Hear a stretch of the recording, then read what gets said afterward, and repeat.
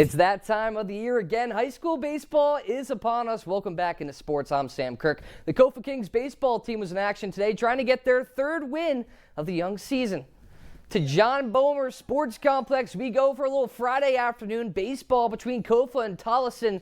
Ernesto Hernandez on the hill for the Kings, trying to get them a win in this one. We take you to the top of the first inning here. 2 outs, runner on second for Tolleson's Diego Vasquez, who flies out to left field. A nice play made by Jose Castro to come on and get this one for the Kings. They keep things scoreless in the top half. Go to the bottom first. Now Xavier Martinez on the bump for the Wolverines, but the Kings' bats were on fire immediately as Ryan Rosas leads things off for the Kings and slaps one into left field, getting a base runner on here for Kofa early. Kings still threatening in the bottom half of the inning, and it didn't take long for them to get some runners on the board as Ivan Bonilas gets into this one and drives it into deep left field. That's going to score 2 Kings runners as Bonilas tries to turn the corner and go to second, but he is thrown out instead, so the Wolverines finally get out of the inning. No double for Bonitas.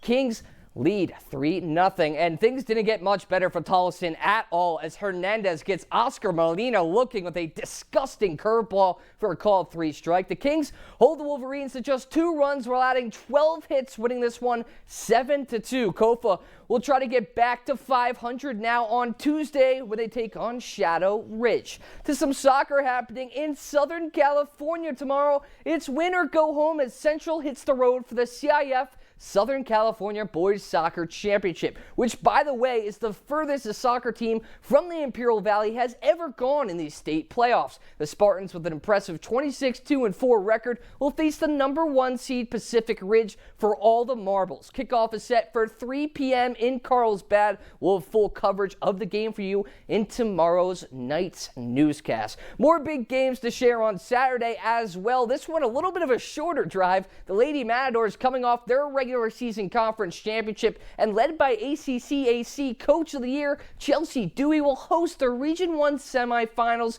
this Saturday at the house when they host Southern Nevada. Tip-off is scheduled for 5:30 p.m. for that one. And the Arizona Western men's basketball team earned a trip to the Region 1 final, hanging on to beat Cochise College 62-60 in the Region 1 semifinals on Thursday. The Mats now head to Thatcher to play the number 1 seeded Eastern Arizona Gila Monsters in the Region 1 final again on Saturday at 7:30. Some really big games with high stakes for multiple local teams this weekend. And finally, a star in the boxing ring being bred in Yuma. Daniel Chavez is a name you likely haven't heard, but it's one you'll soon remember.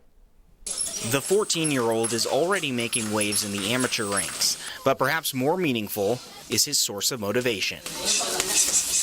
It's also been really hard. It hasn't been easy. Chavez Jr.'s day isn't like most kids his age. Waking up early in the mornings before school to go on your run, and then having to take a shower and catch the bus, and being back home, and having to go to the gym. A loaded schedule, sure, but one fueled by the most important conversation in Daniel's life, talking to his grandfather Pedro the day before he passed away. I called him and I did promise him that I was going to be world champion one day. So I'm just keeping that promise to him. I'm going to make it. I already promised him. I'm not going to break that promise. While a world championship may be a few years away, Daniel has already taken a big first step, becoming one of the best amateur fighters in Arizona, winning multiple Golden Glove tournaments in open divisions, which are reserved for fighters with the most amateur experience. And people are starting to notice now that I'm getting more fights in, I'm winning more tournaments and going farther out to get the fights in. I'm going to other gyms to spar. He's even competed in tournaments in Las Vegas and Mexico, winning many of those as well, now totaling a record of 22-5. Daniel's dad says it's his son's work ethic that got him this far. Seeing all the hard work he puts in, him waking up at earlier than me in the morning, 4:45, 5 in the morning, just to go on his run and go to school. I'm great to see the outcome. And thanks to Grandpa Pedro, it's a drive that won't go away anytime soon. So he's my number 1 inspiration. He's the reason why I wake up early in the morning. He's the reason why I'm doing all this. And thank you to our reporter Luis Lopez for that amazing story. And next up for Daniel is a hope to box in the national championships, which will be taking place next month in Pueblo, Colorado. And that's all the time we have here for sports.